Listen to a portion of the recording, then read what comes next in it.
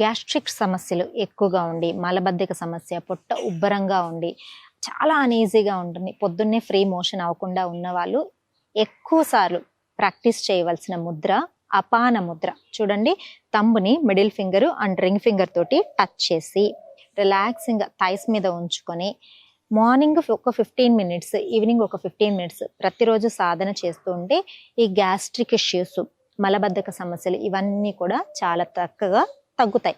దీంతో పాటు ఫైబర్ ఎక్కువ ఉన్న ఆహారం తీసుకుంటూ ఉండండి.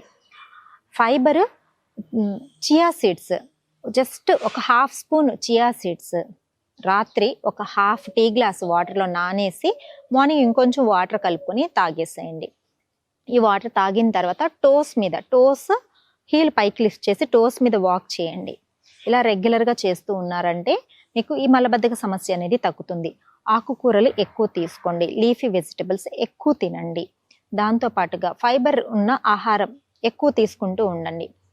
హై ప్రోటీన్ బాగా తీసుకుని వాటర్ తక్కువ తీసుకునే వాళ్ళలో కూడా ఈ మలబద్ధక సమస్య అనేది ఎక్కువగా ఉంటుంది. ఇవన్నీ కంట్రోల్ చేసుకుంటూ ఉన్నారంటే ఈ గ్యాస్ట్రిక్ సమస్య నుంచి బయటపడవచ్చు.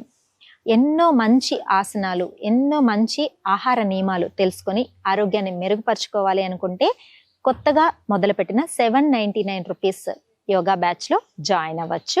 8 to 9 AM.